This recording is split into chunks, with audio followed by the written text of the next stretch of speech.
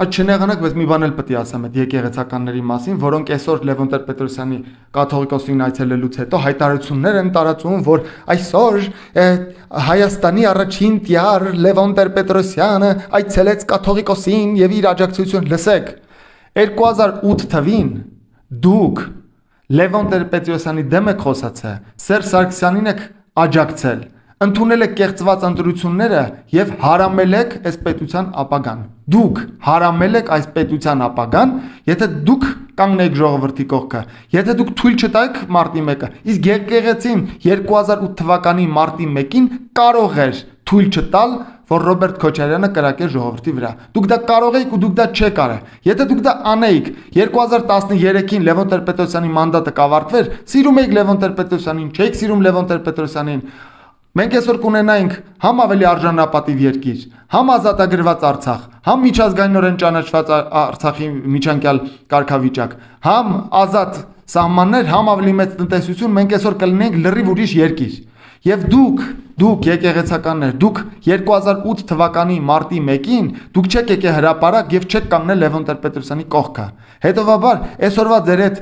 կեղծավոր բաները տարեք ուրիշ տեղ խոսացեք։ Մեր ժողովուրդը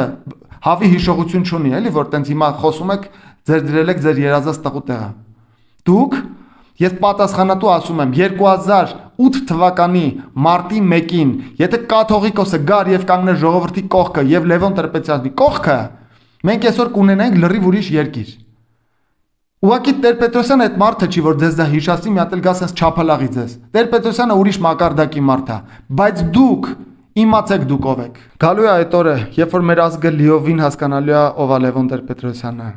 Գալու է այդ օրը, երբ որ մեր ազգը լիովին հասկանալու է թե ինչ է կատարվել 2008 թվականի մարտի 1-ին։ Գալու է այդ օրը, երբ որ մեր ազգը հասկանալու է, որ երբեք Նիկոլ Փաշինյանը չէր լինի վարչապետ, որ այսօր էլ կաթողիկոսի դեմ մատը թափտար, եթե 2008 թվին եկեղեցին կանգնած լիներ ժողովրդի կողքը, պետք չէր կանգնել Լևոն Տեր-Պետրոսյանի կողքը, պետք էր կանգնել հայ ժողովրդի կողքը, որը ընդամենը ուզում էր նախագահ կարգել իր ընտրած մարդուն։ Եվ այդ նախագահությունը տևելու էր 5 տարի։ Վաղուց վերջացած էր լինելու։ Եթե նույնիսկ դուք չէիք սիրում Լևոն Տեր-Պետրոսյանին, դուք պիտի այդ բանը անեիք, բայց ձեզ երբեք չի հետաքրքրել ոչ հայ ժողովուրդը, ոչ Հայաստանի պետությունը, ոչ պետության շահը, ոչ Արցախը, ոչ էլ որևէ սուրբ բան։ Ձեզ հետաքրքրել մենակ փողը եւ կոռուպցիան։ Դուք այդ մարդիկ եք, դուք ոչ հավատի հետ կապ ունեք, ոչ էլ որևէ բարոյական բանի հետ կապ ունեք։